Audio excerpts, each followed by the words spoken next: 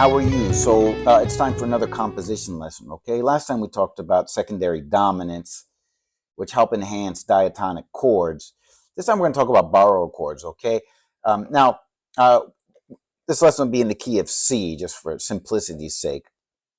Now, when we talk about borrowed chords, people have different ways of talking about borrowed chords. Some people just call them borrowed chords, like that's how I learned it in college. But another way is we call it modal interchange. Or there's another system, I guess you would call it, called negative harmony. The bottom line is they all kind of lead to the same results. They result from us borrowing chords from the parallel minor, okay? So if we're in C, we're going to borrow from C minor. Now watch how nice this is. Watch what I do here. After the C chord, I'm just going to go up the diatonic chords in C minor. So what is that?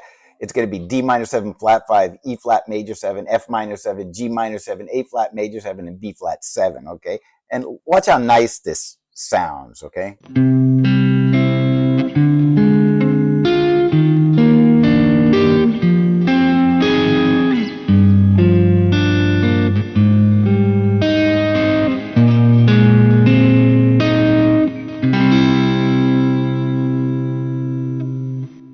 See, just by doing this, it sounds great already, right?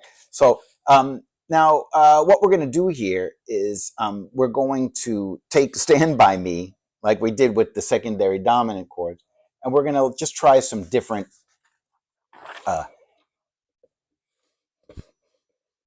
reharmonizations that we can mess around with, okay? So we know the song already, right?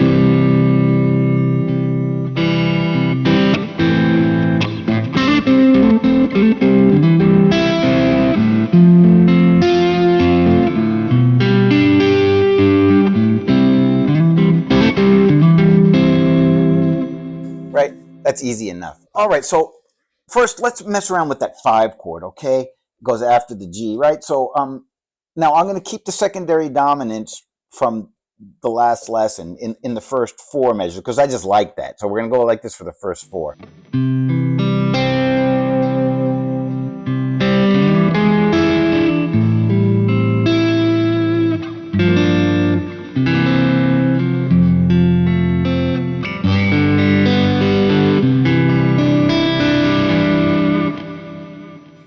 But I'm going to take some liberties with the 5 chord. So the first one, I'm going to take that 5 chord, G7, and replace it with an F minor chord. This is probably the most used of all borrowed chords in the history of written music, okay? And so it's going to go like this.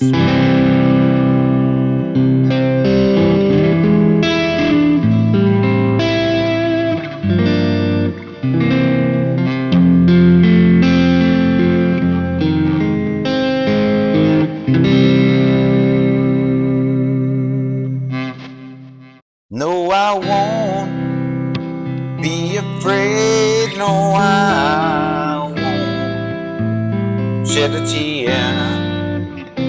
Just as long as you stand by me.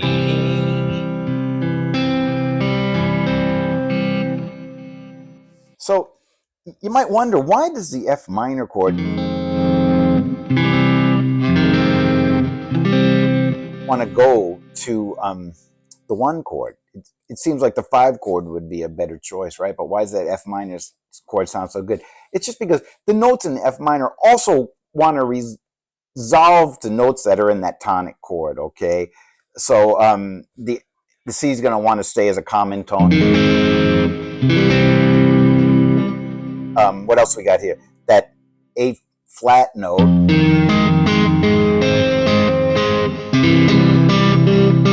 I want to go down a half step to G. That F is going to want to go to E. That's why. Another way to look at it, if you think about that, the 5 chord is really where the cadence is. Think about that F minor chord over like a G bass note. What do you get?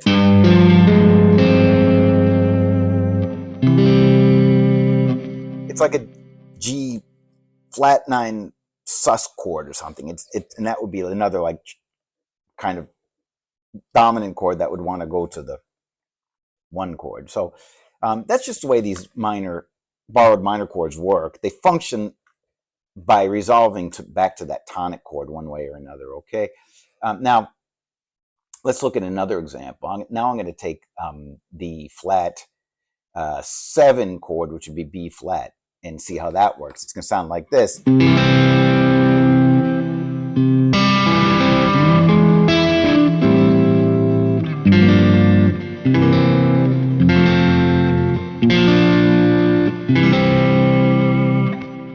No, I won't be afraid. No, I won't shed a tear, just as long as you stand by me.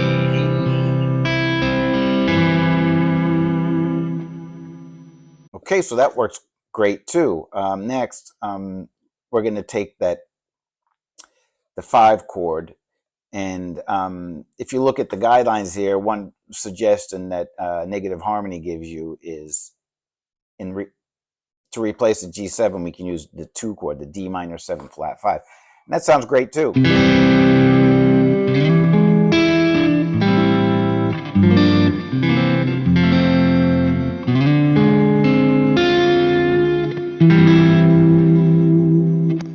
No, I won't be afraid. No, I won't shed a tear, just as long as you stand by me.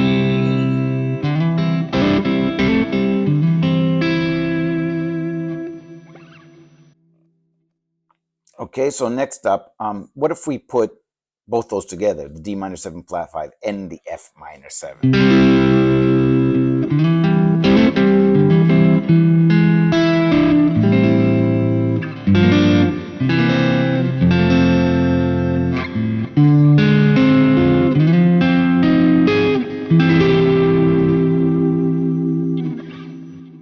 No, I won't be afraid. No, I won't shed a tear, just as long as you stand by me.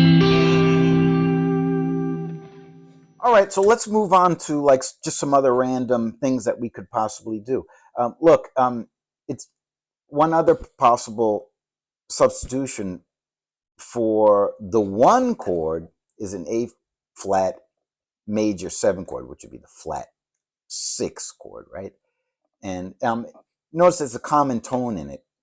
And with the melody note happens to be the C note, and that's in both of these chords. So that's a good choice in this case.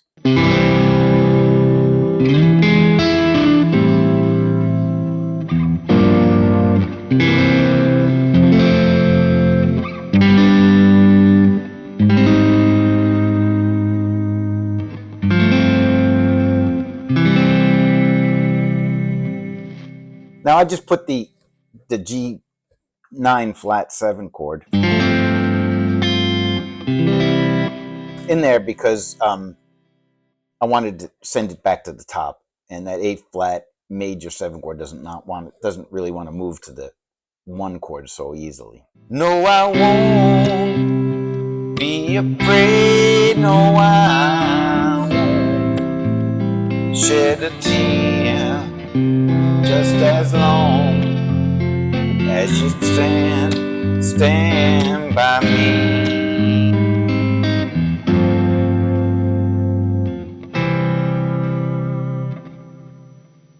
All right, so next, let's see what we can do with that 6 chord now. Remember, that 6 chord is the relative minor of C, right?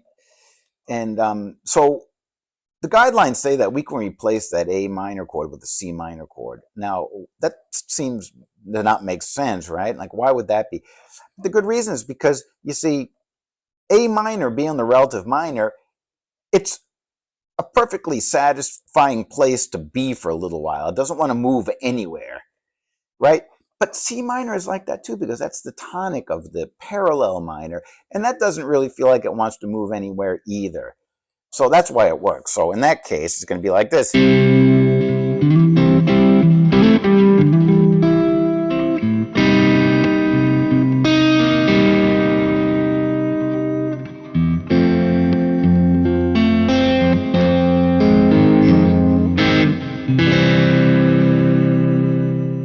No, I won't be afraid. No, I won't shed a tear, just as long as you stand by me.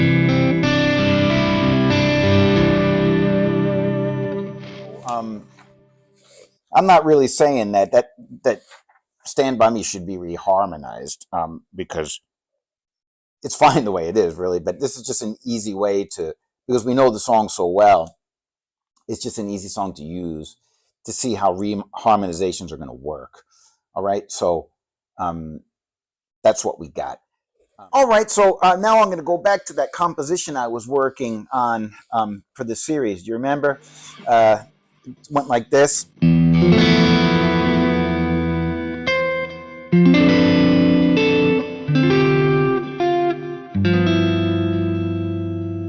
But instead of going to the 1, I'm going to use that flat 6. Remember, we did that in Stand By Me too. And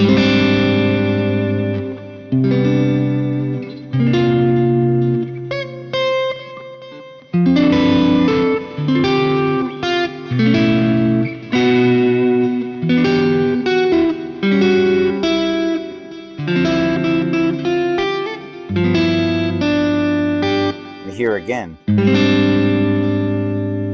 This is beautiful, I think, because that D note, which was originally the ninth of the C major chord, now it's the sharp 11 of an A flat major 7 sharp 11. And that's sort of a home run, okay? So let me just play this for you, and if you want to look at the analysis, you can get that in the PDF, okay?